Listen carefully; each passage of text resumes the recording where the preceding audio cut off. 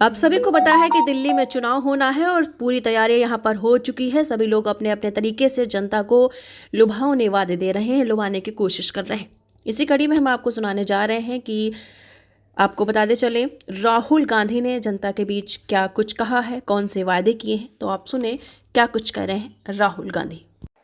हमारे कैंडिडेट्स अनिल चौधरी जी, अक्षय कुमार जी, अमरदीप जी, सुमित शर्मा जी और जगत सिंह जी, आगे आ जाइए आप। जो कैंडिडेट्स हैं,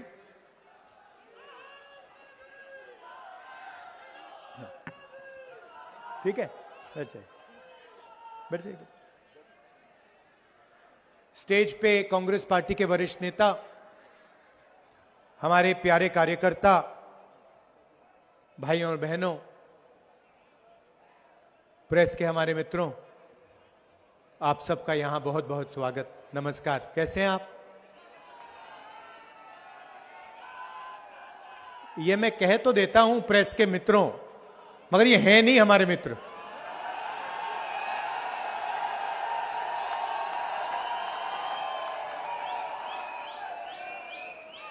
ये जो जनता की समस्याएं हैं, महंगाई, बेरोजगारी, पोल्यूशन, इंफ्रास्ट्रक्चर, इनके बारे में तो ये बोलते ही नहीं है। अंबानी जी की शादी दिखाते हैं, उसमें मोदी जी भी जाते हैं, ये भी जाके डांस करते हैं। 8-10 करोड़ रुपए की घड़ी होती है। देश में युवाओं को रोजगार नहीं है।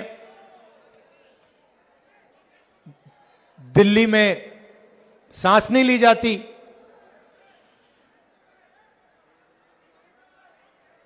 सड़कें टूटी हुई हैं,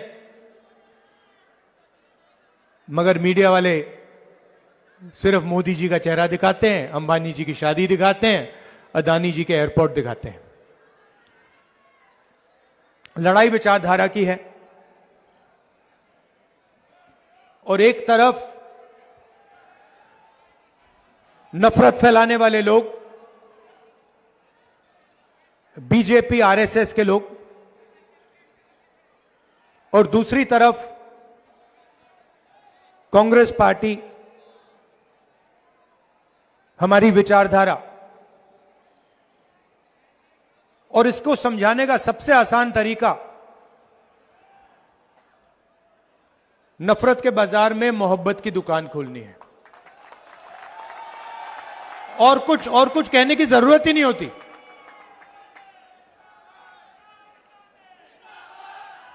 हम नफरत का हिंदुस्तान नहीं चाहते हैं। हम डर का, हिंसा का, नफरत का हिंदुस्तान नहीं चाहते हैं। हमें मोहब्बत की दुकान चाहिए। और दूसरी तरफ आरएसएस, बीजेपी, जो भाई को भाई से लड़ाते हैं, एक धर्म को दूसरे धर्म से, एक जात को दूसरी जात से, और बीच में केजरीवाल जी जो भी मन में आता है कह देते हैं। पहले आए थे, छोटी सी गाड़ी थी, कहा था नए तरीके की राजनीति करूंगा। इलेक्ट्रिक पोल पर चढ़ गए थे, याद होगा आपको, याद है कि दिल्ली को बदल देंगे।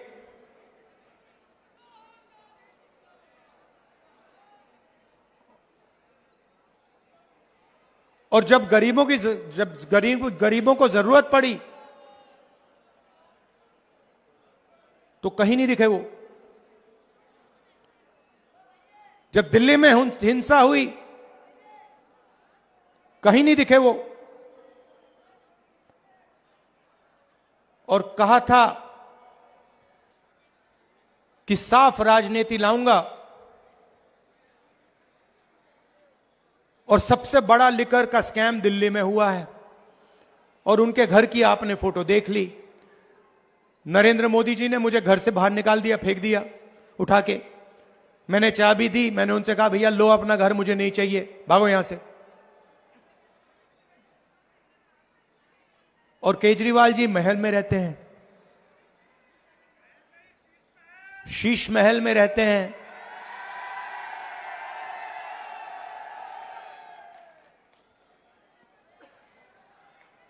तो यह सच्चाई है।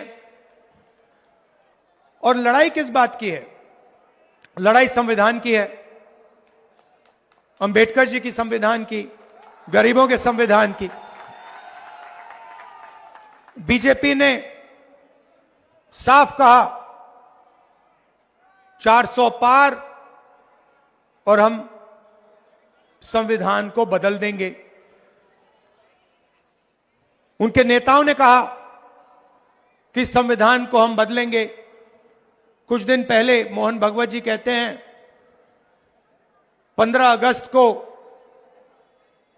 सच्ची आजादी हिंदुस्तान को नहीं मिली थी, आजादी तो नरेंद्र मोदी जी के आने के बाद हिंदुस्तान को मिली है।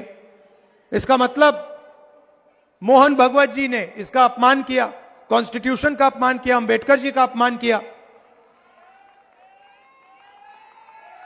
अगर 15 अगस्त 1947 में आजादी नहीं मिली तो इसका क्या मतलब है? आजादी का फल हमारा संविधान है और बीजेपी के नेता कह रहे हैं कि हमें आजादी नहीं मिली। आजादी तो हमें मोदी जी के आने के बाद जब राम मंदिर का उद्घाटन हुआ है तब मिली है। और राम मंदिर के उद्घाटन में आप मुझे बता दो, एक गरीब व्यक्ति आपको उस उद्घाटन में नहीं दिखा होगा। अंबानी दिखे, अदानी दिखे, सब बड़े बड़े लोग दिखे, अरबपति दिखे, और हमारी जो राष्ट्रपति हैं आदिवासी हैं, उनको वहां तक नहीं जाने दिया। नई पार्लियामेंट बिल्डिंग का उद्घाटन होता है, नरेंद्र मोदी जी कहते हैं हिंदुस्तान की राष्ट्रपति नहीं जाएंगी, उद्घाटन वो नहीं करेंगी। तो ये अरबपतियों का हिंदुस्तान चाहते हैं, 5-10% का हिंदुस्तान चाहते हैं। और संविधान कहता है कि इस देश के सब लोग एक जैसे हैं, समान हैं, कोई कम नहीं है, कोई बड़ा नहीं है, कोई छोटा नहीं है।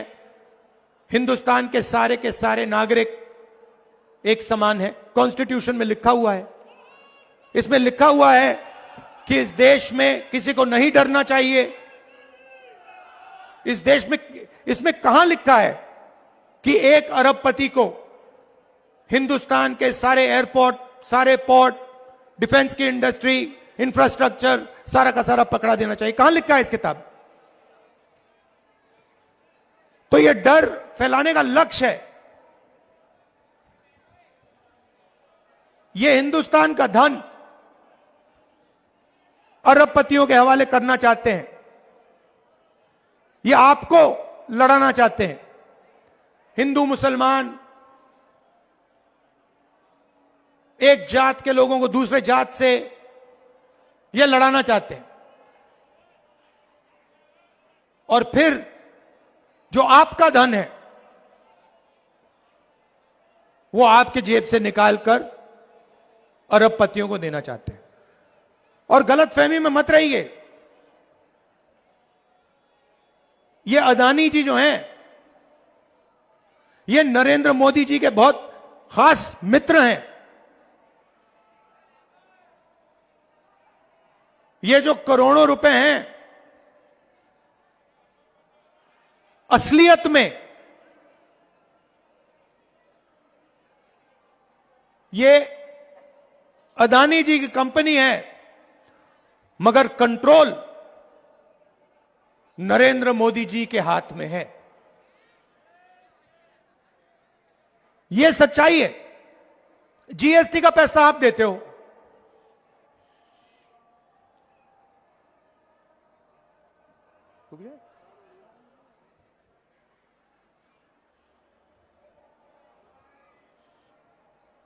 आसान हो रही है ना?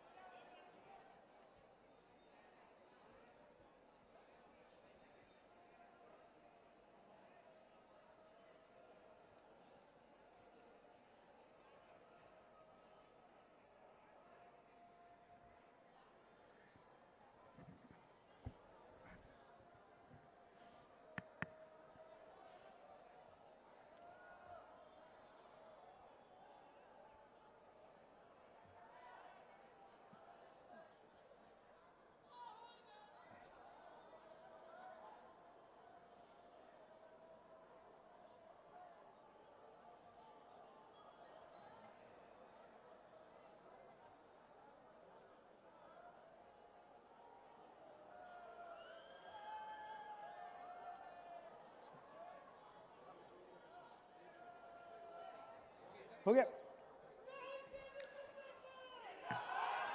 तो जीएसटी का पैसा, ये जीएसटी लागू की इन्होंने, नोटबंदी की। आप सोचिए, नोटबंदी और जीएसटी को से किसका फायदा होता है? छोटे दुकानदारों का नहीं होता, छोटे बिजनेस वालों का नहीं होता, किसानों का नहीं होता, मजदूरों का नहीं होता, स्टूडेंट्स का नहीं होता, अरबपतियों का होता है। ये पूरा का पूरा इनकी जो पॉलिसीज हैं, ये सारी की सारी अरबपतियों की पॉलिसीज हैं। तो जीएसटी आप देते हो। आपने शर्ट खरीदी, वही शर्ट अगर अदानी खरीदेगा, जितनी जीएसटी आप देते हो उतनी जीएसटी वो देगा। आपने किसी रेस्टोरेंट में खाना खाया, जितनी जीएसटी आप दोगे उतनी जीएसटी अदानी देगा। तो जीएसटी आप देते हो। आप अपने बच्चों को प्राइवेट कॉलेज यूनिवर्सिटी में भेजते हो, लाखों रुपए लग जाते हैं, बैंक लोन लेना पड़ता है, खून पसीना देकर आप प्राइवेट यूनिवर्सिटी में, कॉलेजेस में अपने बच्चों को भेजते हो। बीमार होते हो, फिर से प्राइवेट अस्पताल में। आपने अपने आप से कभी पूछा है कि ये जो प्राइवेटाइजेशन हो रहा है, ये जो हमारे जेब से लाखों रुपए लिए जाते हैं शिक्षा के लिए, स्वास्थ्य के लिए, बिजली के लिए, पानी के लिए, ये किसके हाथों में जाते हैं? ये आपके हाथों में नहीं जाते। हिंदुस्तान को 5-7% लोग चलाते हैं।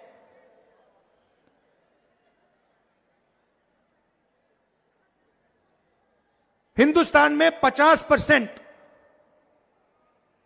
पिछड़ा वर्ग है, 15% दलित है, 8% आदिवासी है और 15% माइनॉरिटी है। सबको जोड़ दो तो 90% आबादी है। दलित, आदिवासी, पिछड़ा वर्ग, माइनॉरिटी।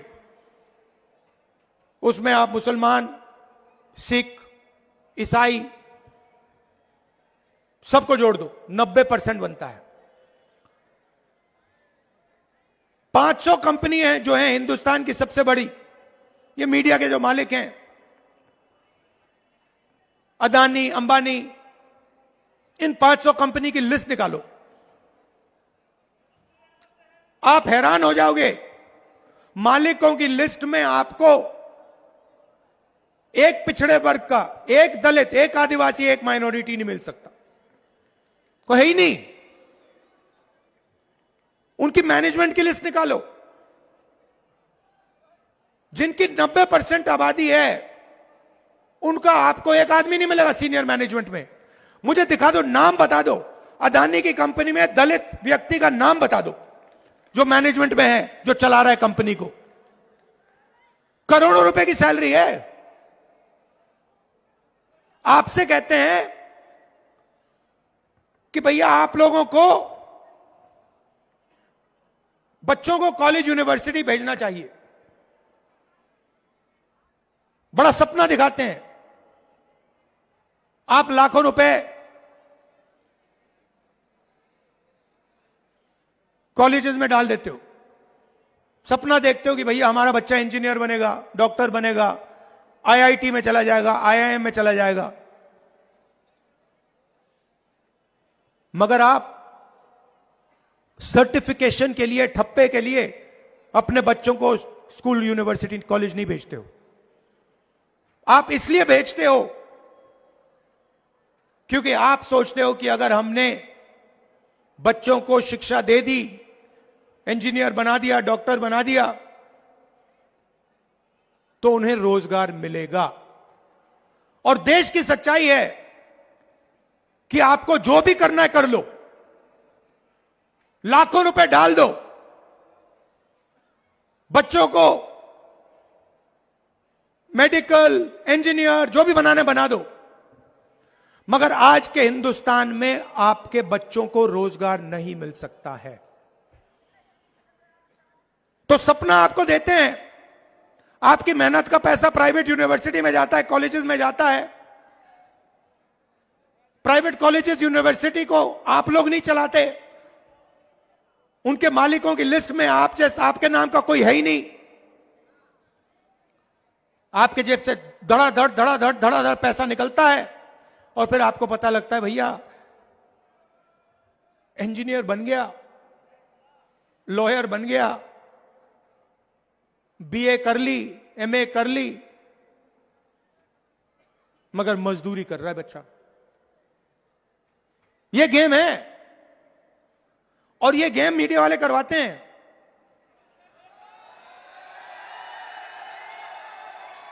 एक तरफ मोदी जी का चेहरा दिखाएंगे, देखो ध्यान भड़काने का काम है, ध्यान भड़काने का काम है।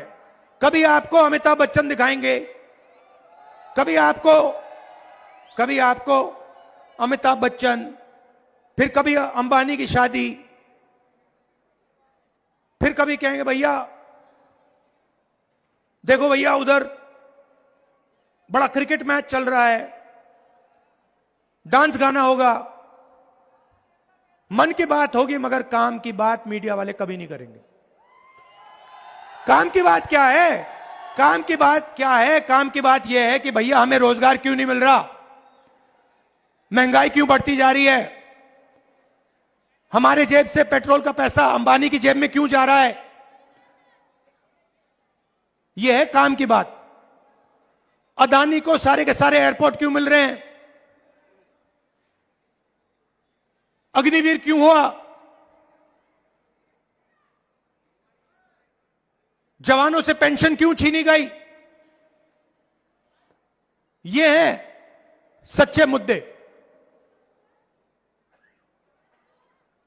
इसके बारे में कोई बात नहीं करेगा, मगर नुकसान तो आपका होता है।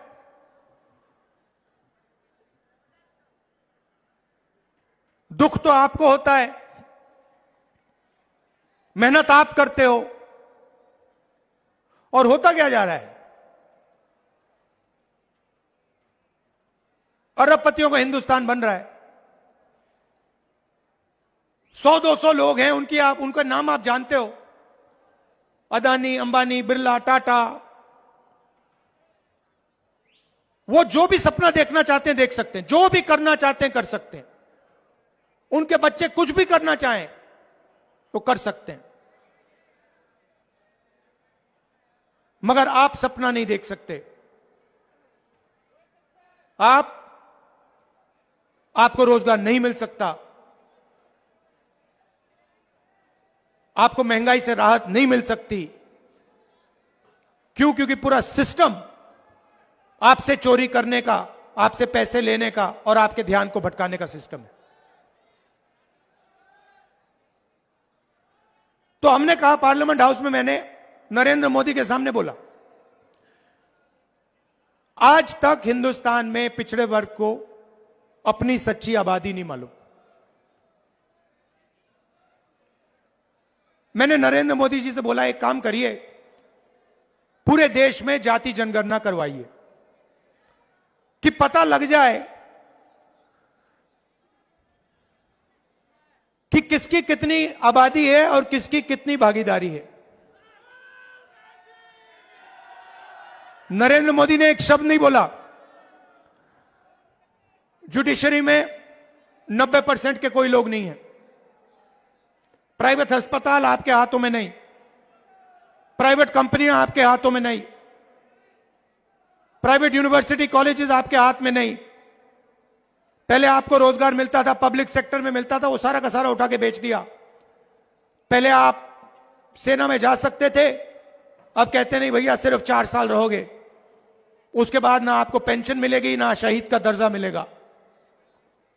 यह फर्क है कांग्रेस पार्टी और उनमें। मैंने तो सीधा मोदी जी से कहा है कि देखो भैया, आप करो ना करो, हमारी सरकार आएगी, जहां भी आएगी वहां पर हम जाति जनगणना का काम एकदम शुरू कर देंगे और हम पता लगाएंगे कौन सी संस्था में कौन कौन लोग हैं इस देश में, किसकी कितनी भागीदारी है, और बदलाव लाएंगे। हमने यह भी बोला कि जो 50% रिजर्वेशन की दीवार बना रखी है कि रिजर्वेशन 50% से ज्यादा नहीं हो सकता, इस दीवार को हम उठा तोड़कर फेंक देंगे और दोनों चीज हम लोकसभा में, राज्यसभा में पास करवा के दिखाएंगे। और यहां दिल्ली में हमारी सरकार आएगी तो हम जाति जनगणना करेंगे।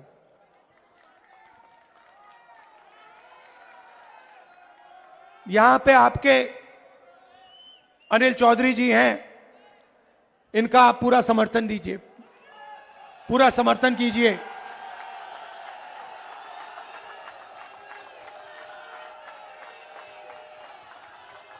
यहां पहले सिसोदिया जी कैंडिडेट थे ना, सिसोदिया जी से, तो सिसोदिया जी यहां पहले कैंडिडेट थे, जो लिकर स्कैम के आर्किटेक्ट हैं केजरीवाल जी के साथ, जिन्होंने मतलब पूरा भ्रष्टाचार यहां किया। तो वो तो यहां से भाग के चले गए, डर के मारे भाग के चले गए। अच्छी बात है, आप अनिल को भारी बहुमत से जिताइए और याद रखिए, देखिए सबसे जरूरी चीज हिंदुस्तान के भविष्य के लिए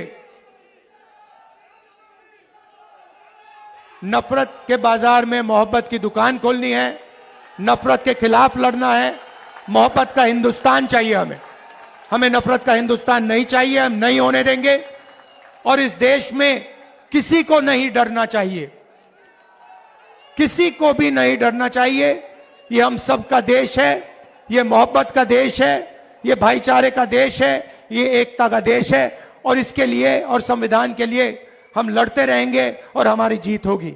आप सबका बहुत बहुत धन्यवाद, दिल से धन्यवाद। नमस्कार, जय हिंद।